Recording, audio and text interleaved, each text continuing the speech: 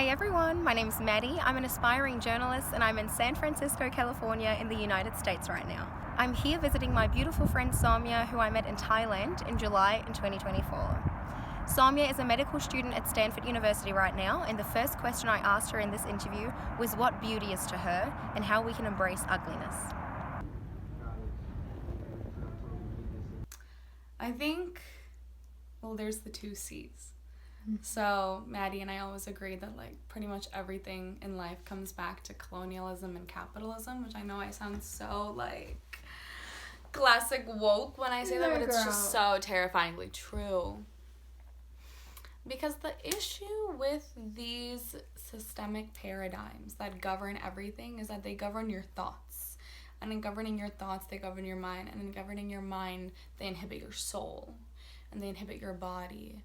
Because when you think of beauty, you're thinking of an image and standard of beauty that you did not create, that you were taught to accept and wedge into your spine when it might not include you, and it's a thought that doesn't serve you. Because so much of beauty and attraction and magnetism is confidence, and it's where do you get that confidence? You truly believe that you are beautiful. There are people who don't have the perfect face, who don't have the perfect nose, who have rolls and have discoloration and are so beautiful that people cannot stop staring at them. Yeah. There are people who your eyes just keep going towards them because they're so self-possessed. Mm-hmm. They have this aura to them. And it is so enticing to love someone who loves themselves because we want to love something that's already obtained love. God's a signal oh, this is coveted, this is cherished, I should look into this. Yeah. And I think that's why people who love themselves can receive so much more love, because you're signaling to others, well, I'm worthy, I'm a pretty cool person. I think I'm pretty great. And so then people want to get to know you and people want to see what it's all about. You have a universe inside of you. You should not be spending this much time thinking about your superficial aesthetic presentation other than the fact that it should make you happy. You know what I mean? You should look in the mirror and be how fun. Yeah. Truly how fun. Literally. That's how I approach it. Yeah. How fun. You know what I mean? I'm fucking what is this? Esoteric in a waist chain. Yeah. With a G. With a G. Esoteric. And also what I learned from you is that self-loathing is self-obsession. Yes. You think about yourself so much when you're insecure. You analyze yourself so much. So much. And it's because hatred is the most, hatred and anger, such consuming emotions. Yeah. Because there's something so satisfying in indulging in it over and over and continuously analyzing and, just feeding it. So then if you have that relationship with yourself, if you have anger towards yourself and shame and hatred, these are emotions that will never be satisfied. No. But if you love yourself, you're well, I just love myself. There's not really much more to say on that topic, is there? So I grew up being so in my head because I was convinced that control is real and that control is a tangible thing. And that control can and should be obtained, because if you're not in control, then you're setting yourself up for failure. Control is an illusion. Control is such an illusion. Einstein said it best. I believe it's his third law. Entropy is bound to increase. Disorder in the universe is inevitable. Every single reaction that happens will result in an increase in entropy. Chaos is inevitable. Hence, control is an illusion. It is something ephemeral, it is something transient, and so it is not something that you can be attached to. Because if your attachment is control, you are setting yourself up for failure. That is where you are setting yourself up for failure. But ultimately, really trying to be a child, because children have trust in their bodies, they have not destroyed the relationship between their mind and their body.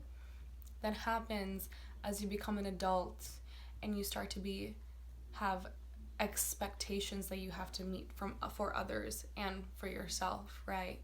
When they're sad, they cry. When they're angry, they throw a tantrum. When they're hungry, they eat. And when they're done, they push the plate away. And when they have energy, they go for a run. And when they're tired, they collapse and they just let their bodies lead. And they are so happy. And then ultimately, anything that the body feels needs to be accepted. Because you think we went through millions of years of evolution for things to not be purposeful, for things to not have any utility? No, that's not the case. And I'll never forget, after this one bath, I was on the phone with my friend and I was telling her about like my childhood and the things that I felt when I was a kid and the things that I went through, and it was like things that I hadn't shared with anyone before. And then I was having all these like, I think I just revisited young Saumya for the first time in a really long time. And then I was like, oh, I need to hang up and I think I need to like talk to baby me. And then I was like naked looking in the mirror and I was like talking to like my 8-year-old self and telling her all the things she needed to hear in order to feel safe in her body. And that was such a pivotal moment for me, and I was crying. And I think things changed a lot since then.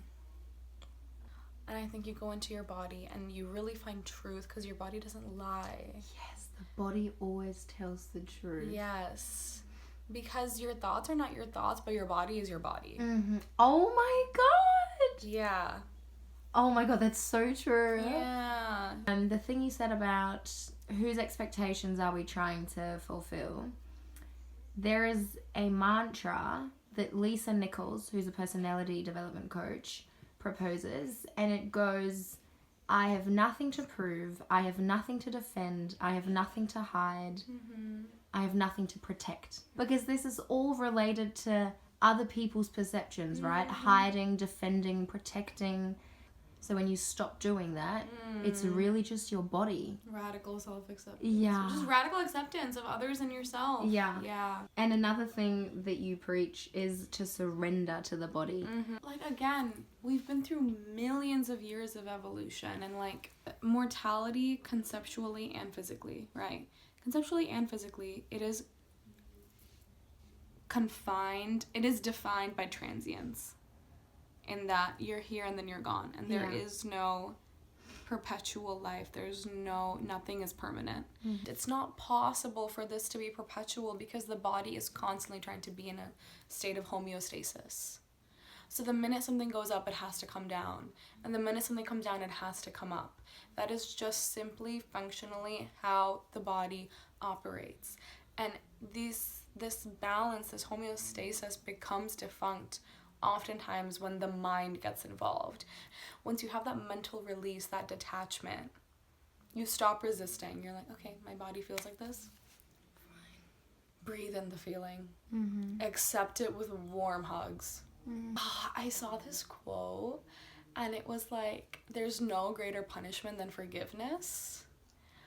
And I feel that so thoroughly with like a lot of the calamities that hits your body, you know what I mean? Because sometimes it really feels like this bad thing is trying to happen to my body or happen to me, and it's like, okay, let that bad thing come, and then if you just forgive it and accept it, no greater punishment for that thing. It has no option but to leave. Resistance is just pouring energy into something that wants no more than to come and go.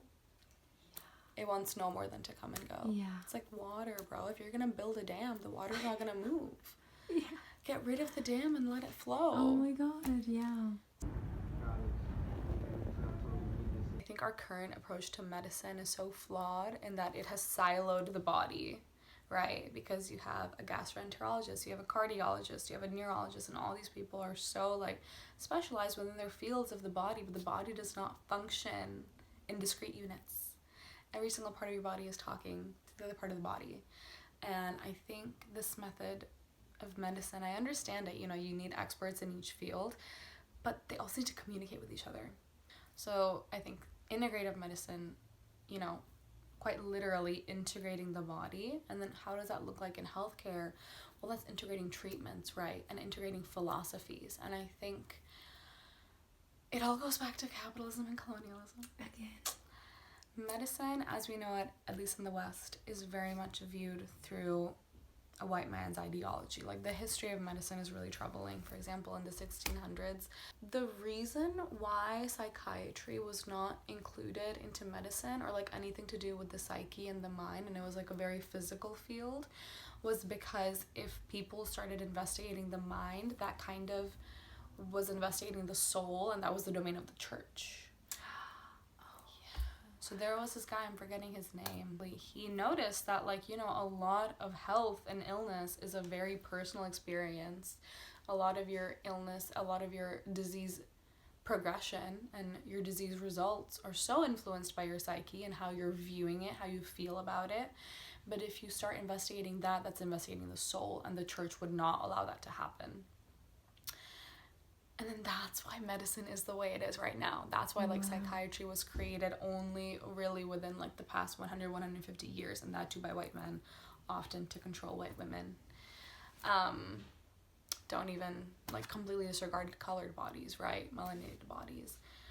And I think, obviously, like, I'm interested in integrative psychiatry, if you can't tell already. But that's looking not just at psychiatric diseases, but at the psychosomatic experience of illness. So this has been documented, like, it has been empirically proven in so many research studies and so many randomized controlled trials, gold standard of research, that placebo impacts so much. There were so many unethical studies in the 1900s where, like, they would just cut open the chest, pretend to do heart surgery, zip it back up, same results as if they actually did the surgery. That is how powerful the mind is. And there's this whole field, it's called, like, your medical worldview. It's something that is shaped at a very young age, and it is the cultural influence of how you view medicine. And so then it's why some people respond better to, like, Chinese traditional medicine or acupuncture, because they literally believe in it more. And the more you believe in something, the more your body will respond to it.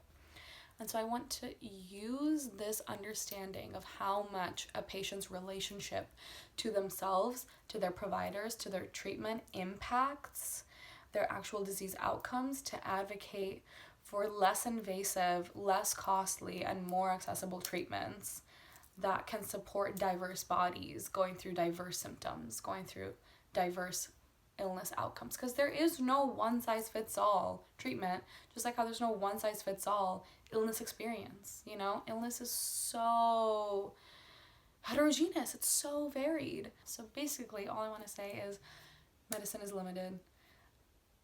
Confining it to a Western way is so limiting. It does not see Black and brown bodies. It does not see queer bodies. These are bodies that have, you know, ancestrally been tailored to respond better to different treatments. Why are we not giving these bodies these treatments? And then even other bodies might respond better. You know what I mean? It's just like, it's an infinite universe.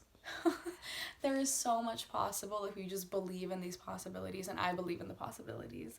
And I believe that I will be giving those possibilities to others so that they can find what fits them, instead of forcing something that fits them when it really doesn't, just because someone expects them to. Because everyone should be given the time and energy to heal. Yeah. Thank you, girl. Thank you. Thank you, Saumya, for sharing all your wisdom. I love you with all my heart, and thanks everyone for watching. I'll catch you in the next one.